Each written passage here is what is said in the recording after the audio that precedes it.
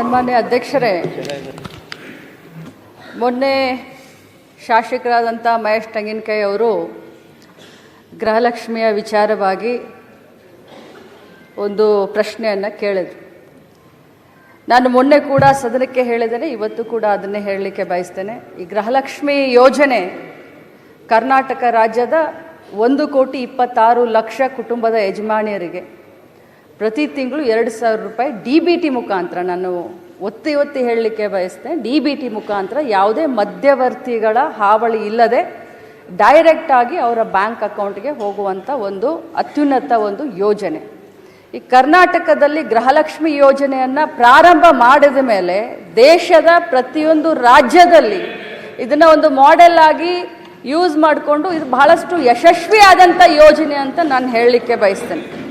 ನಾನು ಮೊನ್ನೆ ಕೂಡ ಸದನಕ್ಕೆ ಒಂದು ಮಾತನ್ನು ಹೇಳಿದೆ. ಇಲ್ಲಿಯವರೆಗೆ 23 ಕಂತುಗಳನ್ನು ಹಾಕಿದ್ದೇವೆ.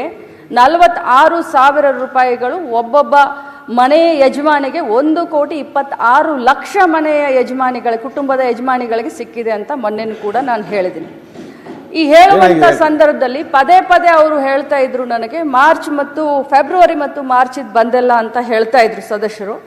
ನಾನು ಹೇಳಿದೆ ಆಗಸ್ಟ್ವರೆಗೂ ಕ್ಲಿಯರ್ ಮಾಡಿದ್ದೀನಿ ಅಂತ ನಾನು ಹೇಳಿದೆ. ಮಾನ್ಯ ವಿರೋಧ ಪಕ್ಷದ ನಾಯಕರು ಕೂಡ ಹೇಳಲಿಕ್ಕೆ ಬಯಸ್ತೀನಿ, ತಾವು ಭಾಳಷ್ಟು ಅನುಭವಿಸ್ತಿದ್ದೀರಿ ಸರ್.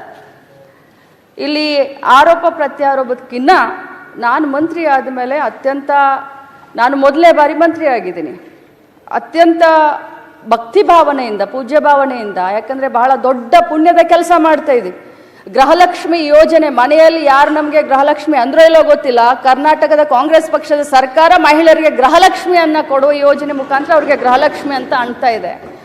ಅವ್ರಿಗೆ ತಲುಪಿಸುವಂಥ ಕಾರ್ಯವನ್ನು ನಾವು ಮಾಡ್ತಾ ಇದ್ದೀವಿ. ಪದೇ ಫೆಬ್ರವರಿ ಮಾರ್ಚನ್ನು ಕೇಳಿದಾಗ ನನ್ನ ಮಾಹಿತಿ ಪ್ರಕಾರ ಕೊಟ್ಟಿದ್ದೀವಿ ಅನ್ನೋದು ಒಂದಿತ್ತು. ಆದರೆ ಹೋಗಿ ನಾನು ಮತ್ತೆ ವಿಚಾರಣೆ ಮಾಡಿದಾಗ ಫೆಬ್ರವರಿ ಮಾರ್ಚು ಇನ್ನೂ ಹಾಕೆಲ್ಲ ಸ್ವಲ್ಪ ಹೆಚ್ಚು ಕಡಿಮೆ ಆಗಿ ಅನ್ನುವಂಥ ಮಾಹಿತಿ ನನಗೆ ಬಂತು. ಆದರೆ ಇದರ ಅರ್ಥ ಎಲ್ಲರಿಗೂ ಹೇಳಲಿಕ್ಕೆ ಬಯಸ್ತೇನೆ, ಸದನದಲ್ಲಿರುವಂಥ ಎಲ್ಲ ಸನ್ಮಾನ್ಯ ಗೌರವಾನ್ವಿತ ಸದಸ್ಯರಿಗೆ ಹೇಳಲಿಕ್ಕೆ ಬಯಸ್ತೇನೆ, ತಮಗೆಲ್ಲರಿಗೂ ತಪ್ಪು ಮಾಹಿತಿಯನ್ನು ಕೊಡೋದಾಗಲಿ ಅಥವಾ ಸದನನ ಮಿಸ್ಲೀಡ್ ಮಾಡೋದಾಗಲಿ ನನ್ನ ಉದ್ದೇಶವಿಲ್ಲ. ಯಾಕಂತಂದರೆ ಒಬ್ಬ ಜವಾಬ್ದಾರಿಯ ಸ್ಥಾನದಲ್ಲಿ ನಿಂತ್ಕೊಂಡು ಹೇಳಲಿಕ್ಕೆ ಬಯಸ್ತೀನಿ. ನನಗೆಷ್ಟು ಜವಾಬ್ದಾರಿ ಇದೆಯೋ ತಮಗೂ ಅಷ್ಟೇ ಜವಾಬ್ದಾರಿ ಇದೆ.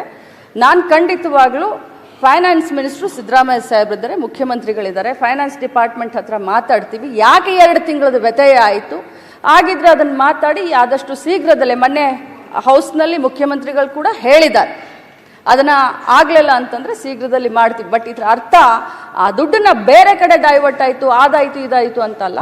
ಬಟ್ ಒಂದೇ ಮಾತನ್ನು ಹೇಳ್ತೀನಿ, 2 ತಿಂಗಳದ್ದು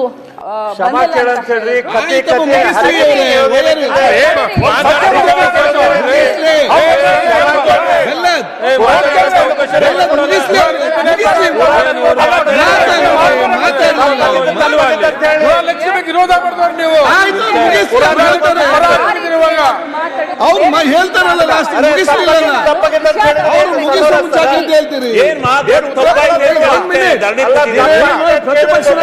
ಮಾತಾಡ್ತಾರೆ.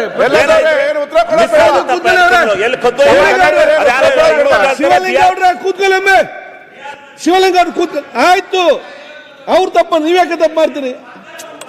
ಆಯ್ತು, ಒಮ್ಮೆ ಕೂತ್ಕೊಳ್ಳಿ. ಈಗ ಕೂತ್ಕೊಳ್ಳಿ ಶಿವಲಿಂಗ ಅವ್ರೆ, ಕೂಡ್ರಿ ನೀವು ಜರ. ಆಯ್ತು, ಅವ್ರು ಉತ್ತರ ಕೊಡ್ಲಿಕ್ಕೆ